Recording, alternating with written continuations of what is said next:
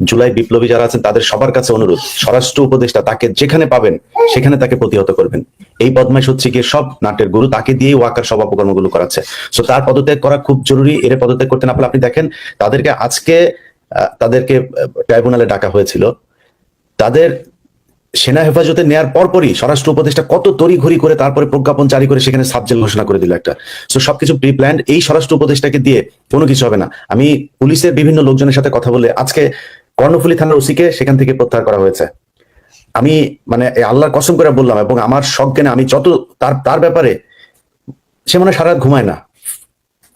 ওই হোয়াটসঅ্যাপে আওয়ামী লীগের কোন গ্রুপে হাসিনা কথা বলে, ওই এলাকার হোয়াটসঅ্যাপের গ্রুপগুলোতে কি বলে, ইসকন কি বলে, সারা রাত সে আমাকে টেক্সট করতো যে ভাই এই যে এখানে হচ্ছে। এবং তার এই তথ্যের ভিত্তিতে আপনার আমি জানি না সে এগুলো কোত্থেকে পেত।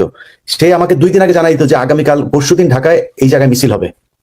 আমি ডিবিকে ফরওয়ার্ড করতাম, আমি পুলিশকে ওই সংশ্লিষ্ট থানার ওসিকে ফরওয়ার্ড করতাম, ডিসিকে ফরওয়ার্ড করতাম। সেই প্রেক্ষিতে তাদেরকে ধরা হতো।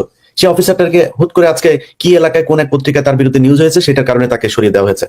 যাত্রাবাড়ি থানাতে 5 তারিখের পরপর যে ওসি ছিলেন, সেই ওসিকে তারা সেখান থেকে সরিয়ে 112টা মামলা করেছেন তিনি।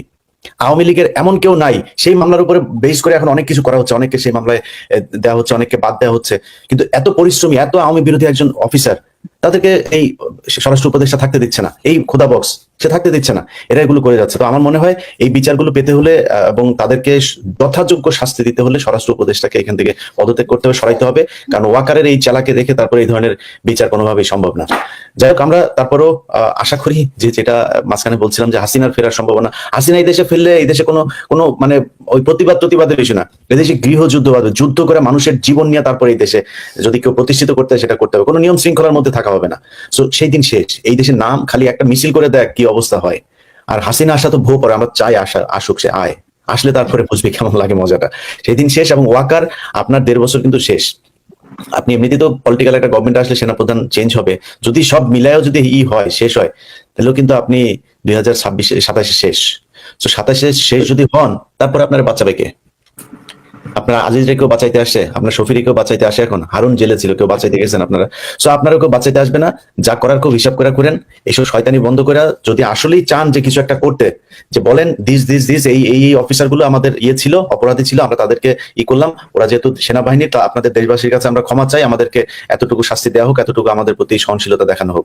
বাট অপরাধ করেছেন, কি করেছেন এসব বলে আসতে হবে। আপনি কিছুই বলবেন না, কিছুই জানেন না, কিছুই বুঝেন না, এইটা বলে লাভ নাই। কারণ আমাদের সব সাক্ষী আছে, প্রমাণ আছে, এখান থেকে বের হওয়ার কোনো সুযোগ নাই। এটার বিচার এই দেশে হবে। এবং আমরা প্রেশার গ্রুপ হিসাবে যাদের মাঠে থাকা উচিত আমরা তো আছি। সেনাবাহিনীর ভেতরেও বিশাল একটা অংশ এখন চাই এটার বিচার হোক। এবং সেনাবাহিনী যারা ভেতরে আছেন, আমি মনে করি আপনাদের এই কলঙ্ক ধুয়ে মুছে পরিষ্কার হওয়ার জন্য, এদের বিচারের জন্য যা প্রেশার তৈরি করা আপনাদের ভেতর থেকে তৈরি করা উচিত।